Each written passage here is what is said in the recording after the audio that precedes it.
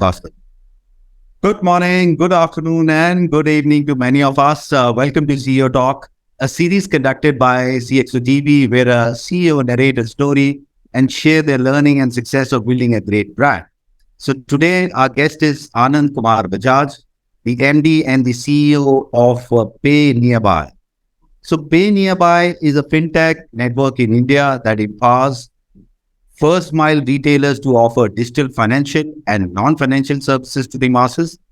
Anand's responsibility include developing strategic roadmap for the company's growth and managing its key resources. With over 18 years of experience in digital payment sector, Anand has held leadership position at EY, ICICI, and Yes Bank. He holds chartered accountancy, company secretary certifications, and management studies from IIM Ahmedabad. Anand has secured 5 patents in banking technology and has been involved in shaping the IMPS and UPI industry. At PayNearby, Anand aims to expand the company services to 20 countries and touch the lives of 2 billion people in the next 5 years. His passion about uplifting the digital quotient for the connected economy and his focus on creating an impact on financial ecosystem. In his free time, Anand enjoys spending time with his family and meeting energetic people with wonderful ideas. Welcome, Anand. Thank you so much, Anuj. That's too much of a detailing. Thank you on that note. Okay. So, Anand, you have an elaborated experience and you have been associated with several organizations. So what inspired you to pursue a career in fintech and digital payments? It was an insight, Anuj. If I may call out the fact that there is a concentration of big tech companies with digital savvy segment mostly. It was bifurcating India into 2 parts, India and Bharat. The self-service conducive people, whom we call mildly as India, and the mass 90% as Bharat, who are deprived of still digital assisted financial services, is how they live their lives. The digital divide had grown big with the onslaught or availability of a better tech for limited people who could harness and run with it. In the bank, when we were building on few of these UPI use cases, we realized that our intent is truly to take these technologies to Bharat. And that means we will be able to granularize, satiatize, and universalize these services, the same set of services that urban diaspora uses it today. The fact that these services would have to be relayed through a nearby kirana store to the citizens was another revelation for us when we saw that the retail is evolving, retailers are not. And let me explain that all the assisted financial services that we would take to the masses would largely be through a kirana store or a nearby pharmacy store. That was the plan. And we were seeing that already the self-service conducive segments who were using the online apps were shifting their buying pattern of Fiyama the Wills or Dove to online and leaving behind Lux and Hammam to the retailer, which means high margin products moving away to self-service platforms, leaving behind the low margin Lux and Hammam to a kirana store, which means his viability also would be further deteriorating. That was actually tip of the iceberg we saw in the sense of the problems that are there in retailing. And we resolved that we should come out and do something for this segment so that retail survives with our help, and then we will be able to do more business with their help. So it was an interdependent fortification that we had planned, that we will do everything that requires a retailer to survive in their business so that they can help us in our business. So long story short, the insights were very sharp and in contrast to what was happening in the digital ecosystem in the country. Hence, we said we should come out and do something about it. Sounds interesting, Anand. So, you know, your tagline says that Atmanirbhar Bharat ki pehchan, har dukaan digital pratha. So this sounds pretty fascinating and very interesting to me. So can you just tell me about your journey to become the the founder for Pay Nearby, and how does Pay Nearby differentiate itself from the other fintech companies in India? Let me think through this part in few episodes, if I may. The fact that the 10% self-service conducive segment is able to use a Google Pay, Phone Pay, or a Paytm on their own is bringing the best of the world to the 10% digital savvy segment. I call them DSG, digital savvy greedy segment, the digitized, leaving behind the 90% marginalized and subsidized. You will know I was the chief innovation officer at the bank then when we saw this concentration happening in the distribution curve, only 10% of this segment being able to overbank and leaving behind the 90%. That is where we said that if we have to take the services to common man, there are two paths to do that. One is that you raise a large equity, go around burning it, and then acquire customers. There again, to my belief, we always thought that while burning money, the self-service conducive segment customer will only come to you. But we wanted to go to the masses. When we realized that the number of bank branches are limited to the large population, in 6 lakh villages, only 32,000 branches are there. We saw the another alibi of reaching corollary to reach this segment was a kirana dukan, which is very nearby. And hence the name Nearby Technologies was coined.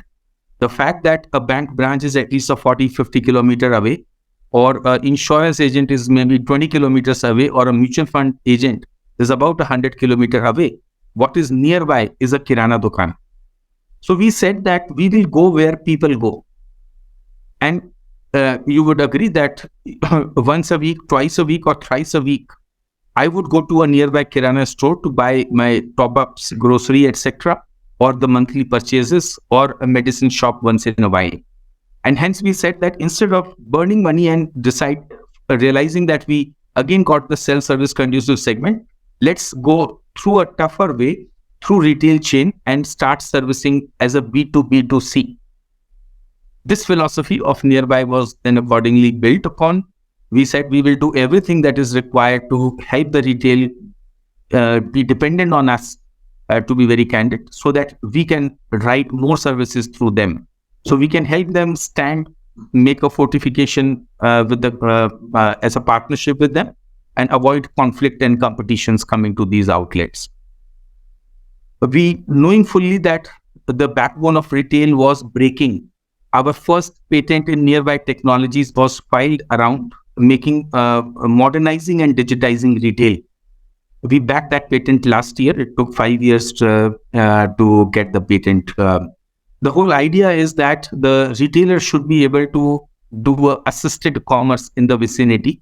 He's a trusted touch point for hundreds of cities in his locality. He's a community manager. So if we are able to bring more and more services to this retail outlet, his shelf will not have a relevance then. Thankfully, we were able to experiment it during the lockdown, where we integrated a couple of e-com players also on our platform.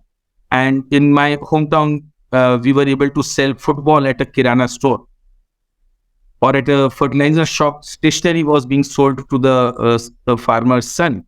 So the retailing is undergoing a transformation. Thankfully, now that ONDC is coming up in India, we believe there is a lot more transformation in the make. Thanks, Anand. I think you talk about B2B, B2C, you talk about the retailer as the community manager. So good to hear that you've been empowering the retailers. So with this, I'll just bring down my next question is all about the customer experience. So, the customer experience has become a major decision making factor and a differentiator for business. How are the organization in the financial services building their momentum on customer experience? See, I won't say much about how are the other financial institutions building in, But our core focus is citizens first. We don't call them customers yet. A citizen is a larger pedestal, a higher pedestal, I believe. And to these citizens, the way we look at them, we realize that the 700 rupee, which is my cab fare for a day, is their monthly grocery bill. And these citizens do not complain to the finance minister on Twitter. They just go down on the knees and report to the Allah Ta'ala, the Lord Almighty. It's a very responsible job that we have taken upon ourselves to take the high end of tech to the bottom of the pyramid. So that 700 rupee, their monthly grocery does not go amiss. We have built all the tech that is in our control, comfort, and all that our ecosystem partners have been able to help us do. Most of our work has gone into technology build-up at the back end. In the front end, the customer, consumer, citizen is agnostic. She is able to come to a grocery store and just say, 2 kilo aloo, 1 kilo pyaj, 500 rupees cash dena bhaiya. For the English-speaking segment, a bottle of water, a pack of rice, and $500 bro is the conversation at the retail outlet. This is what we started with. Anuj, you will relate. The way the Indian households are genetically built is to maintain liquidity at home. The ladies would keep some money in the home, in the kitchen, somewhere they would hide, purely because the nearest bank branch is not available. And now that we have been able to bring the capability of a kirana store to dispense sachetized financial service, the genes transformation would happen, because that choti bachat bada fayda is visible to the ladies now. They know that their small savings can make big impact. They can start earning a badta bulak, the piggy bank at home, which also grows, and it is just at an arm's distance of convenience. You go down to a kirana store next door and ask for 2 kilo aloo, 1 kilo pyaj, 500 rupees cash dena paye. What is more important is, other than the liquidity, we are able to sachetize the trust of our partner banks and dispense. If you ask me what business are we in, it is actually to sachetize the trust and dispense through a trusted retail partner. So a kirana dukan, a pharmacy store are very highly trusted local ecosystem providers in tier 2, tier 3, 4 villages as well. So this is what we rode along, and we said Har Dukan Digital Pradhan, which means that you are the local harbinger of digitization for Bharat. The connect between Bharat and India is what we have tried to build with these retail partners. We call them a neural network of connected entrepreneurs. Ultimately, these are two-way transmission protocol railroads that you have relayed. From one side, you infuse technology into them. On the other hand, you are able to extract insights. A lot of our work is driven by artificial intelligence, machine learning, fed by human intelligence. And I will talk about it later. But for now, I think this is the core thesis.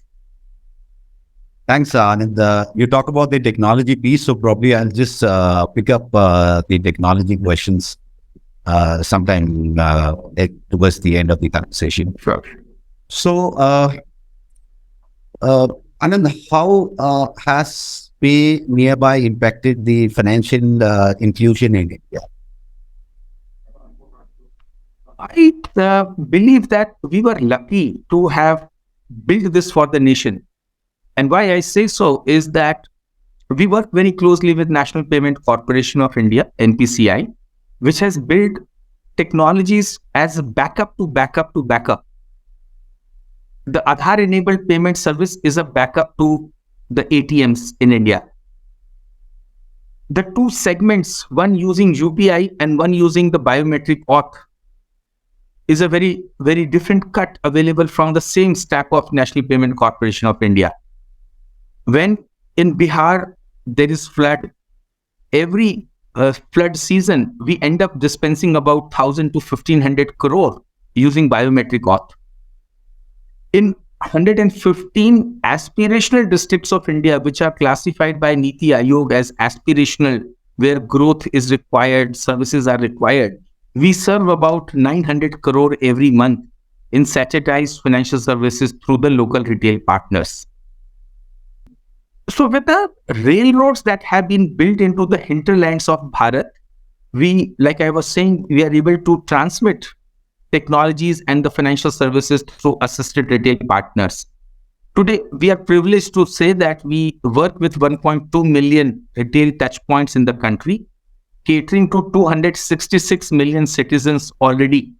These are the number of unique lives that we have been able to serve in our times of existence. Interestingly, 20th April happens to be our 7th founding day. We complete 7 years on that day. And delighted to report, every month we process about $1 billion of satiatized financial services. That's the little impact that I would say we have been able to create. Like I was saying, we have been lucky that we built this super highway just before the lockdown. During the lockdown, what happened was, that Government of India was doing a fantastic work of doing dispensation of subsidy in the accounts.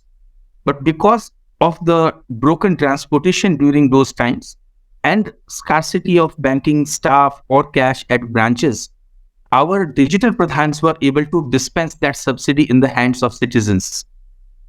That has helped create a huge impact and respect for our retail partners in the local ecosystem. Their credibility, like I said, has been augmented. They were already trustworthy.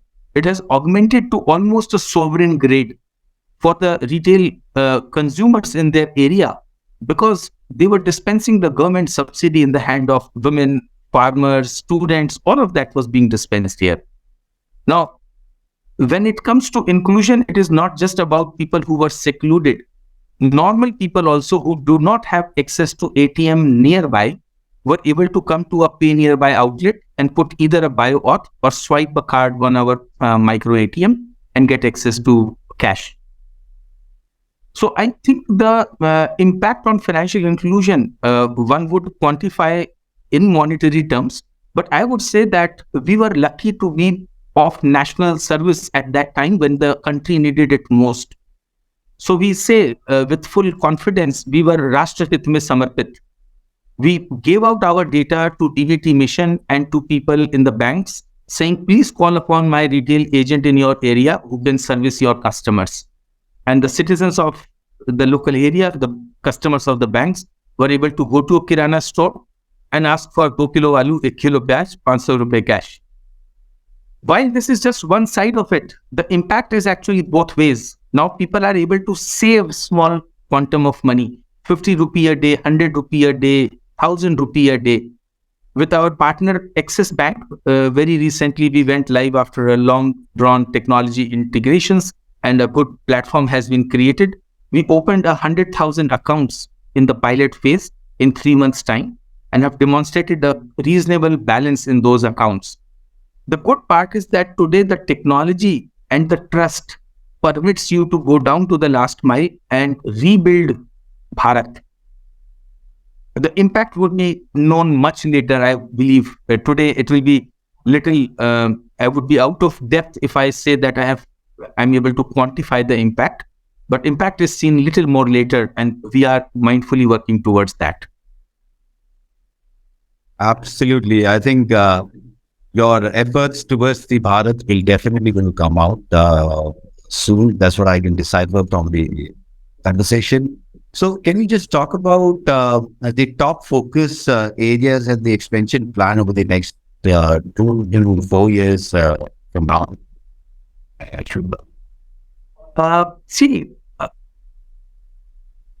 Like I said, the railroads that we have built makes us realize that we are DAS. The DAS means distribution as a service. We have been able to dispense micro insurance, micro credit, satiatized financial services to last mile people. We were able to dispense products through e-commerce partners who are integrated on our platform. And we realized that there is a lot more that can be taken to the Bharat. We have been able to, in the last few months, build a configuration of program which will help us do a lot more on these railroads. I least I can say is that a two-wheeler will run on it, a cycle will run on it, a car and an airplane also will land on these railroads. We, for example, during the lockdown, also saw 70 NBFC partners, microfinance institutes, banks integrating with us and going to our last mile retail touch point to connect their EMI. Because, mind you, during the lockdown, Bharat wanted to pay loan EMIs, but the connection teams were not able to travel there.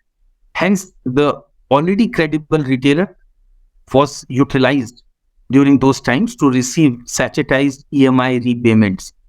So this effectively is a network of very highly trusted retail partners with capability to relay multiple products. And hence I would reiterate that the focus will be to make them shelfless in the service, selfless service of the nation. Their shelves will not matter at all, because they will be the harbingers, they will be the connectors of India and Bharat. They will be the ones who will break the digital divide and bridge the gap between India and Bharat. Again, I would say the protocol will be two-way transmission, because there are enough self-help groups in the deeper localities who want a market access linkage to their products. From Angan to drawing room is the whole idea. The products that ladies in Churu, in Pilani, in your hometown, make the papad, achar, mangodi, can now have a linkage to the market in urban, by my retailer being able to onboard their product catalogs and help them dispense, sell in the urban areas. So it's a two-way protocol and there is a lot of work to be done. But happy that the key work of establishing a railroad has been done. The technology built up has been demonstrated with NPCI and configurations on AWS for scalability on demand. And we are now doing the fun part of real scale in terms of adding more product services and reaching out deeper to the citizens. Okay. So with this, I'll just going to be asking you the next question. How do you stay updated on the latest developments and the trends in the fintech industry? There is WhatsApp University to start with. I'm part of many of them, and fantastic set of members on most of the groups who keep updating the latest updates. We are connected with the ecosystem. There are so many well-wishers we work with. And it is like a Formula One drive. You can't sit back and read a book and then go to drive. You have to be on the steering and on the legs on the pedal, accelerator and brake, and real time keep getting insights and maneuver your vehicle. So the work that we do with the regulators in the ecosystem or many regulated entities, we learn a lot. The work we do with some incubators, there is enough and more to learn from them. And I think learning is a everyday job. Yeah. Okay. So finally, what advice would you give to someone interested in pursuing a career in the fintech and the digital payment?